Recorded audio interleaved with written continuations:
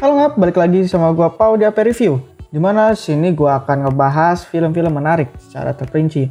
Pada video kali ini gua mau nge-review film yang berjudul Euro Trip. Film ini nyeritain tentang perjuangan seorang laki-laki yang melakukan perjalanan dari Amerika menuju Jerman, tepatnya di kota Berlin cuma buat ketemu sama sahabat penanya. Tapi perjalanan itu malah dipenuhi dengan kejadian-kejadian kocak. Penasaran kan sama alur ceritanya? Skuy, kita review filmnya. Tapi kayak biasa, kita intro dulu. Hey brother. 2, 3. Hey, stay di AP Review ya. Love you.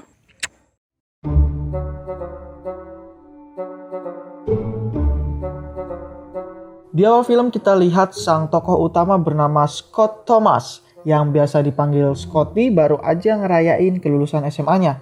Tapi sial di hari bahagianya itu dia malah diputusin sama pacarnya yang bernama Fiona. Momen sedihnya Scotty ternyata direkam sama pamannya dan temannya Scotty bernama Cooper dan adiknya bernama Bert malah asik ngeledekin Scotty. Emang teman sama adik sama-sama bangsat. Di tengah kesedihannya, Scotty mendapat email dari teman penanya yang bernama Mike. Tapi di sini Cooper nyuruh Scotty berhati-hati sama teman penanya karena bisa aja teman penanya itu adalah seorang guy yang lagi nyari mangsa. Dan daripada pusing mikirinnya, Scotty dan Cooper pun ngedatengin pesta kelulusan mereka. Dan di sana mereka ketemu sama temannya yang lain, yaitu Jenny dan Jamie. Mereka saudara kembar yang gak mirip sama sekali. Di tengah pesta ada band yang ternyata vokalis band itu adalah selingkuhannya Fiona. Band ini nyanyiin lagu yang bikin Scotty tercengang. Judulnya adalah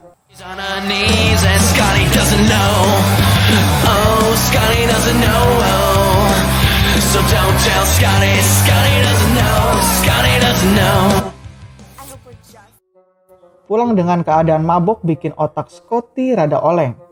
Dan ketika dia dapat email dari Mike yang mengatakan kalau Mike prihatin dengan kejadian yang menimpa Scotty sehingga Mike memutuskan untuk pergi ke Amerika buat nemuin Scotty. Karena lagi oleng, ditambah omongan si Cooper sebelumnya, Scotty malah ngebales Mike dengan caci dan makian.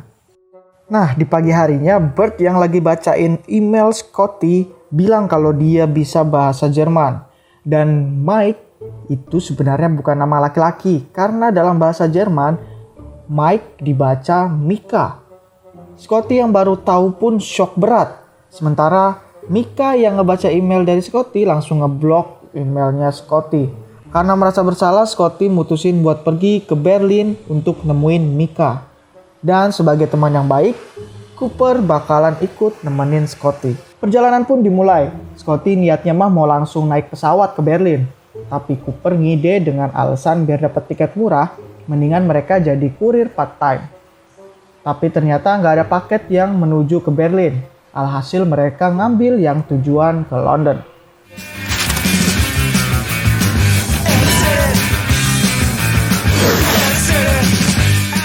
Sampai deh di London, ibu kota negara Inggris. Karena bis buat ke Berlin adanya besok pagi, Scotty dan Cooper milih ngabisin waktu di London dengan mengunjungi sebuah bar. Tapi emang dasar nasib sial selalu menghampiri mereka berdua. Ternyata bar yang mereka masukin adalah bar tertutup khusus buat supporter tim sepak bola Manchester United aja. Terus ketua supporter yang bernama Matt ngehadang mereka pas mau keluar dari bar itu. Karena udah kejebak, Scotty akhirnya speak kalau mereka juga supporter MU yang berasal dari Ohio. Buat memastikan, Matt nyuruh mereka nyanyiin lagu MU. Ya karena otak manusia emang suka tiba-tiba lancar kalau lagi kepepet, Scotty pun nyanyi asal-asalan, tapi lagu yang dinyanyiinnya malah ngebuat Matt dan supporter lainnya senang. Dan percaya kalau Scotty dan Cooper adalah supporter MU. Alhasil mereka berdua disambut hangat sambil disuguhin minuman yang banyak banget.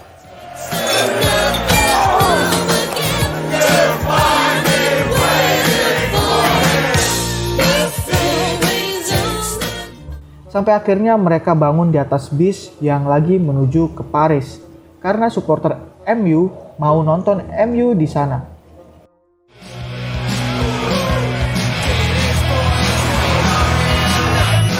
Pas sampai di Paris, Matt dan supporter lainnya malah ngerusuh dan ngejar orang yang lagi pakai jersey bola. Sedangkan Scotty dan Cooper pergi nemuin Jenny dan Jamie yang lagi liburan di Paris. Akhirnya mereka berempat sepakat buat ikut nemenin Scotty pergi ke Berlin dan mulai menentukan rute kemana saja mereka akan singgah. Mereka beli tiket kereta dan disimpan oleh Jamie di kantong ajaibnya, di mana Jamie di sini akan menjadi tour guide mereka. Sementara itu Jenny yang lagi beli minuman gak sengaja ketemu pria yang ngebuat hatinya dak dikduk ser. Namanya Christoph. Tapi perkenalan mereka begitu singkat karena kereta yang akan dinaiki Jenny udah mau jalan. Di dalam kereta mereka berempat kedatangan tamu tak diundang. Kita sebut aja dia Homeschool. Ya karena dia ini seorang gay alias homo. Lihat aja kelakuannya nih. Mengerikan bukan? Ya, alhasil si Homeschool ini diusir biar pindah ke kabin lain. Scotty dan yang lainnya harus transit di kota Kronsarmer.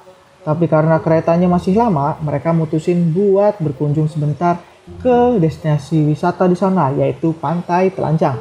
Jadi setiap musim panas di Kronsarmer ada pantai yang emang khusus untuk perempuan-perempuan telanjang. Tapi ekspektasi mereka hancur pas ngeliat kalau yang ada di pantai itu cuma batangan doang. Ternyata cewek-cewek di sana udah sering diincer sama turis-turis bajingan yang akhirnya mereka pindah ke pantai di sebelah monumen Des Poissonnières.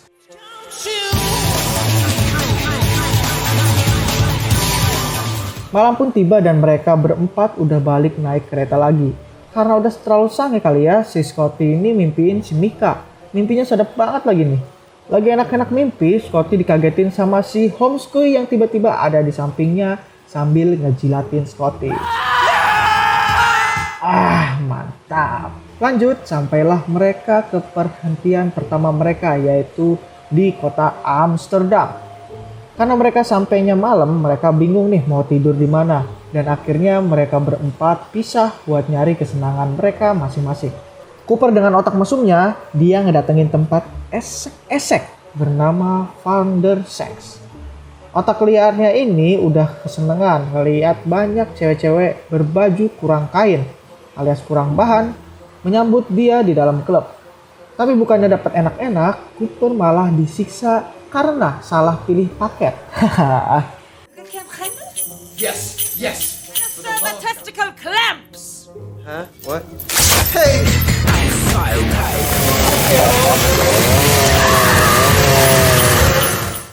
Scotty dan Jenny mutusin buat pergi ke cafe reggae dan nyobain brownies khas di sana.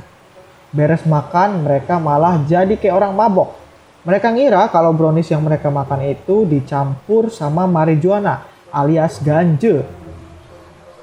Si Jenny jadi liar dan si Scotty kepanasan. Tapi ternyata itu cuma halusinasi mereka aja. Padahal mah yang mereka makan cuma roti Belanda biasa. Alhasil mereka malu banget karena jadi bahan tontonan semua orang yang ada di kafe itu. Sementara itu Jamie pergi sendirian ke toko kamera. Dan hokinya dia malah diajak enak-enak sama penjaga tokonya. Tapi pas lagi posisi enak, Jamie gak sadar kalau dia lagi ditodong sama perampok. Alhasil dia dengan gampangnya ngasihin dompetnya yang berisikan uang, tiket, dan paspor teman-temannya. Oh, I love you. Pagi harinya mereka berkumpul di tempat kemarin dengan muka murung gara-gara insiden mereka semalam. Tapi di sini Jamie doang yang kelihatan paling gembira. Iyalah dapat jatah gratisan. Tapi karena Jamie kerampokan semalam, mereka pun harus melanjutin perjalanan dengan nyari tumpangan di pinggir jalan. Setelah beberapa lama, akhirnya ada truk yang minggir buat nyamperin mereka. Karena supirnya orang Jerman, Scotty sok-sokan nih buat ngomong bahasa Jerman, berbekal pengalaman chattingan sama si Mika. Ya bener aja, si Scotty ngira kalau supirnya mau ke Berlin. Padahal mereka sebenarnya diturunin di Bratislava, kota pinggiran yang kelihatannya sangat kumuh. Dan yang lebih sialnya lagi, di sana stasiunnya lagi dibangun dan mereka pun terjebak di sana. Mereka pun pasrah dan ngumpulin duit yang tersisa dan cuman kekumpul $1,83 doang. Dapat apaan coba uang segitu? Anjir, ternyata dengan uang segitu, mereka dapat semua kemewahan yang ada di sebuah hotel di sana. Karena perbedaan nilai tukar uang yang sangat tinggi, membuat punya uang 1,83 dolar doang, berasa udah jadi miliarder di sana. Sekarang sisa uang mereka tinggal 27 sen dolar. Dan mereka pun menghabiskan duitnya buat pergi ke klub malam yang ada di Bratislava. Di klub malam itu, Jenny kembali ketemu sama pujaan hatinya yang waktu itu nggak sengaja kenalan di stasiun. Dan Jenny pun diajak ke ruang VIP-nya Christoph. Tapi di sini Jenny malah sakit hati soalnya Christoph ternyata udah punya istri. Sementara itu, Scotty, Cooper, dan Jamie nyobain minuman haram bernama Absinthe yang katanya ilegal di Amerika karena ngasih efek halusinasi yang bisa bikin orang gila. Tapi mereka bertiga gak ngerasain efek apa-apa dari minuman haram itu. Sampai akhirnya Jenny datang dan nenggak semua minumannya. Baru deh mereka mulai pesta.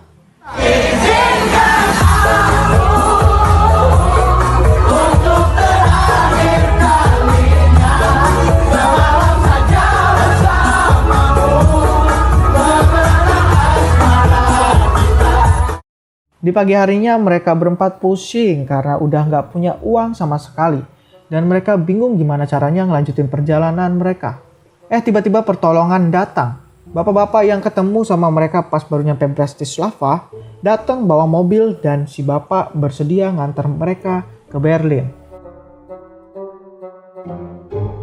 Pas sampai di Berlin, Scotty langsung aja ngedatengin apartemennya Mika. Tapi di sana dia cuma ketemu sama ayahnya Mika aja. Ayahnya Mika cerita kalau anaknya lagi ikut tur ke Roma. Padahal awalnya si Mika ini bilangnya mau liburan musim panas ke Amerika. Nah di sini Scotty masih belum nyerah. Dia bakalan lanjutin perjalanannya ke Roma sendirian.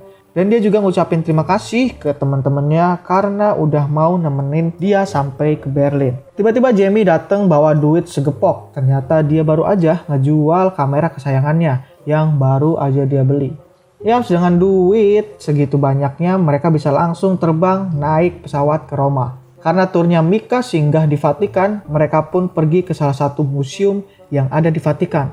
Tapi mereka dihadang penjaga karena cuma tur khusus yang boleh masuk. Di sini Jenny speak kalau mereka adalah tur dari Amerika dan Jamie sebagai tour guide-nya. Akhirnya mereka dibolehin masuk deh. Pas sudah masuk ke dalam museum, mereka langsung aja berpencar buat nyari si Mika.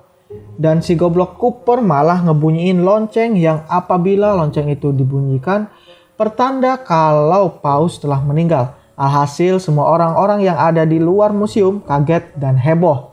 Paus di sini adalah tokoh agama Katolik ya ngap.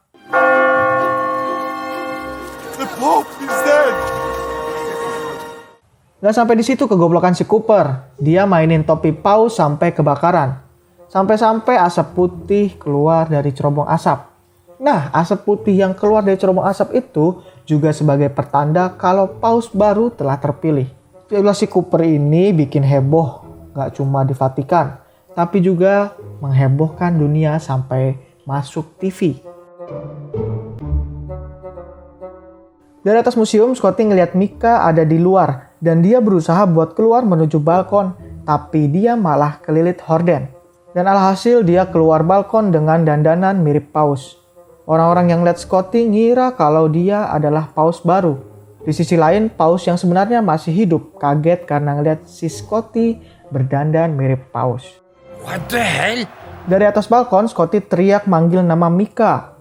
Terus dia turun pakai kain yang terbentang di samping balkon. Karena kegaduhan yang dibuat Cooper dan Scotty, dia pun dikejar oleh penjaga museum.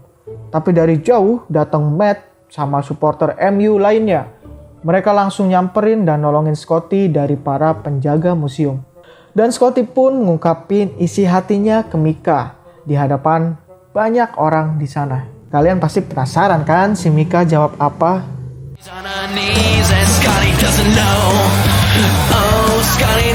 Ya, jawabannya adalah enak-enak. Mainnya di tempat ibadah lagi. Emang kalau udah sange mah rumput juga berasa kasur ngap. Udah beres enak-enak, Scotty dan Mika pun harus berpisah. Karena Mika harus balik ke rombongan. Dan kapal yang dinaikinya emang udah mau cabut. Akhirnya perjalanan Scotty dan teman-temannya mengelilingi Eropa udah selesai. Dan mereka bakal pulang kembali ke Amerika.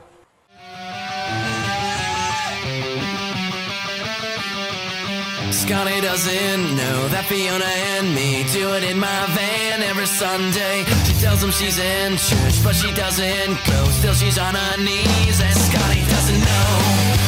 Oh, Scotty doesn't know. So don't tell. Kecuali Jamie yang direkrut sebagai tour guide sama salah satu agent tour di sana. It's amazing. I'm Arthur Fromm. Di pesawat, Jenny dan Cooper yang belum dapat jatah enak-enak sama sekali selama di Eropa, akhirnya main di toilet pesawat. Ya mumpung masih di Eropa juga sih. 3 bulan kemudian, Scotty mutusin buat lanjut kuliah di Jerman. Sedangkan Cooper dan Jenny yang sekarang udah jadian lanjutin kuliahnya di Amerika. Tiba-tiba datang teman sekamarnya Scotty di asrama. Betapa kagetnya dia, ternyata teman sekamarnya adalah Mika. Jadi enak dong ya bisa main terus. Dan tamat deh. Asli sih filmnya seru. Banyak kejadian kocak. Dan aslinya kalau lu pada nonton langsung filmnya, banyak banget adegan-adegan vulgarnya. Ya pada intinya sih film ini ngajarin kita satu hal. Kalau mau mencapai kenikmatan, emang lebih dulu berhadapan dengan kesulitan. Oke Ngaps, gitu dulu review film kali ini. Jangan lupa like dan komen hujatannya. Yang mau pada ribut di kolom komentar, gue persilahkan dah tuh. Oh iya, kalau ada yang mau request film, bisa juga tulis di kolom komentar ya. See you on the next video. Aku duluan ya. Kamu jangan bobo malam-malam juga. Good night sayang. I love you. Mwah.